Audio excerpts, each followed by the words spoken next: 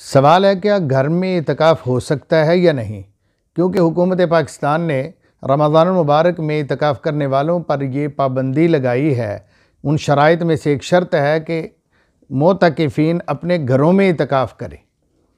नाज़रीन किराम, बिला शक रमज़ानुल मुबारक का महीना नेकियों के एतबार से मौसम बहार है और आखिरी अशरा इसका बड़ी अहमियत का हामिल है कि इबादात का आखिरी जो ज़ोर होता है इस पर होता है, क्योंकि आप जानते हैं तरावियाँ भी साथ हैं, रमज़ान मुबारक के रोज़े भी साथ साथ चल रहे हैं और इसी तरह आखिरी अशरा में लैलतुल क़द्र के फ़ज़ाइल जो हैं वो भी इसी अशरा को हासिल हैं और इसी तरह सदक़ातुल फ़ितर भी है और एतिकाफ़। सुबहान अल्लाह।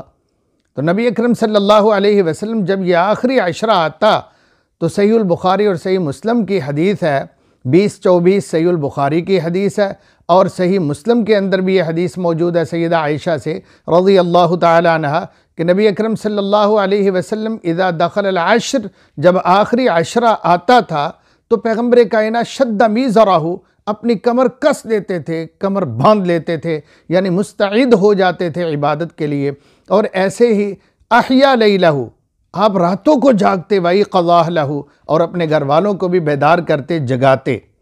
यही वो अशरा है जिसके अंदर एतिकाफ़ की सआदत मुसलमान खुश नसीब पाते हैं।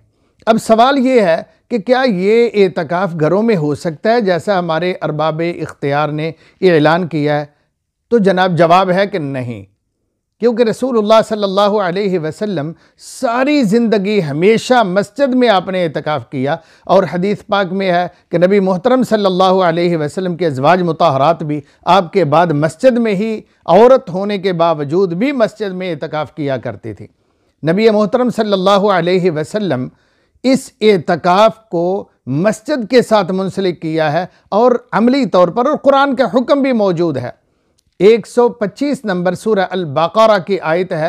कुरान मजीद में अल्लाह फरमाते हैं वअहिदना इला इब्राहीम व इस्माईल अन तहिरा बैतिया लित्ताइफीन वल आकिफीन वर्रुक्अस सुजूद, कि हमने जनाब इब्राहीम खलीलुल्लाह अलैहिस्सलाम और उनके बेटे फ़र्जंद अर्जमन जनाब ज़बीहुल्लाह इस्माईल अलैहिस्सलाम, दोनों बाप बेटा से वादा लिया था कि मेरे घर बैतुल्लाह शरीफ को तुमने साफ़ सुथरा पाक रखना है। लित्ताइफीन, क्योंकि यहाँ तवाफ़ करने वाले भी आएंगे, वला आकिफीन, और एतिकाफ़ करने वाले भी आएंगे। तो इसका मतलब है कि एतिकाफ़ का ताल्लुक़ मस्जिद के साथ है, ना कि घरों के साथ।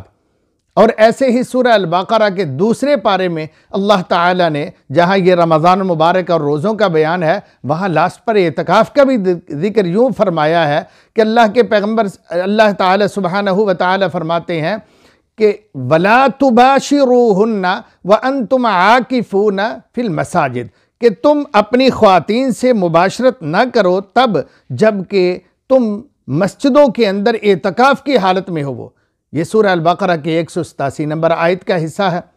तो इसका मतलब हुआ कि एतिकाफ़ मस्जिद के साथ रिलेटेड है, ना कि घरों के अंदर ये किया जाए। हत्ता कि मर्दों औरतों को मस्जिद में एतिकाफ़, ये एक नफली इबादत है, अगर आप कर सकें तो करें। अगर हालात का तकाज़ा है या हुकूमत का आर्डर है तो हम ना भी एतिकाफ़ करें, तो एतिकाफ़ को फ़र्ज़ी इबादत नहीं है, इसके बग़ैर भी काम चल सकता है। ये वक्त हम दीगर अज़कार को, तिलावत कुरान मजीद को, नवाफिल को, अल्लाह ताला के दीन समझने समझाने के लिए दीनी कुतुब, हदीस, तफसीर का मुताला करने पर भी लगा सकते हैं। अल्लाह ताला से दुआ है अल्लाह हमें इत्तिबाए रसूल सल्लल्लाहु अलैहि वसल्लम की तौफ़ीक़ अता फ़रमाए और किताब व सुन्नत का हामिल बनाए, आमिल बनाए।